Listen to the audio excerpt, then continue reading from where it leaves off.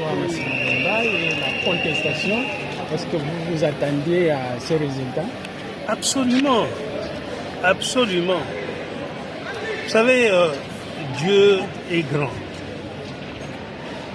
J'ai été attaqué par 2 actions qui sont aujourd'hui déclarées irrécevables. Cela veut dire que c'est une perte de temps pour ceux qui ont initié ces 2 actions contre moi. Ils ont perdu du temps. Ils m'ont fait perdre du temps. Les élections ont été organisées dans le pays il y a 1 an. Et toutes les institutions sont installées partout, dans toutes les provinces, sauf dans la mienne, parce qu'il y a des gens qui ne voulaient pas de ça. On a dépensé de l'argent il y a 1 an. Si tu as dépensé il y a 1 an 400 000 $, aujourd'hui, à nouveau, tu dépenses dans 600 000 700 000 $. C'est du gaspillage. C'est une perte de temps, une perte de moyens. Et nous ne pouvons pas comprendre ça. Voilà ce que je peux vous dire. Et je voulais vraiment vous dire que je remercie. C'est important. La haute cour, dont je ne connais aucun juge.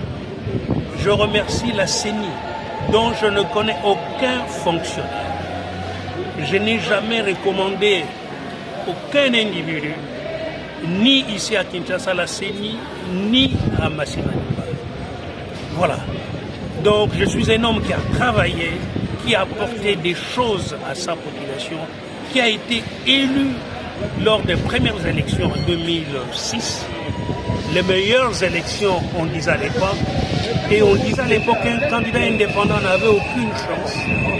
Chez moi, il y a eu 5 députés élus du Palou.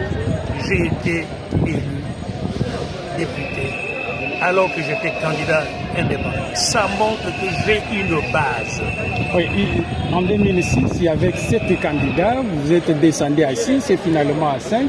Est-ce qu'on ne peut pas craindre qu'aux prochaines élections, que Massimaniba puisse encore perdre des sièges?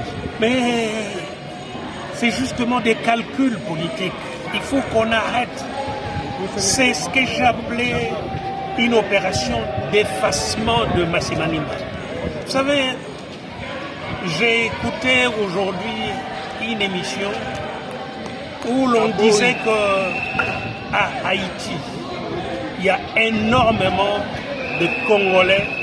La population haïtienne est venue principalement du Congo.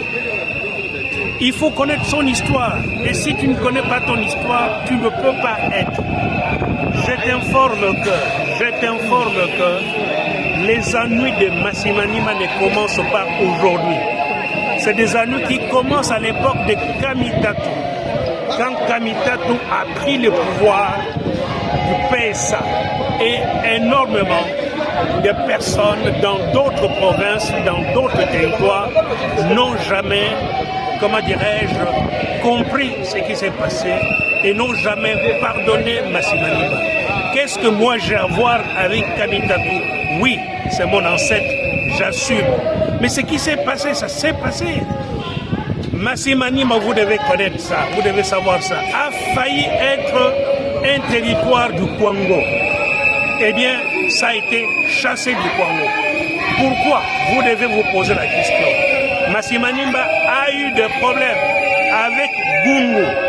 Et aujourd'hui, ce sont les mêmes gens de Gungu qui nous attaquent. C'est ça l'histoire. On n'oublie pas son histoire. Comment pouvez-vous comprendre qu'un individu qui a eu 207 voix, 607 voix, vienne contester mon élection? Et aujourd'hui, c'est irrécevable. Toutes les 2 actions. Je vous dis, il faut qu'on tourne la page, il faut qu'on reconstruise notre province, le Kwilu, qui a besoin d'une cohésion, qui a besoin d'un consensus. Il faut que ces problèmes-là appartiennent désormais au passé. Mais nous devions pouvoir faire ça lors d'une émission, une longue émission.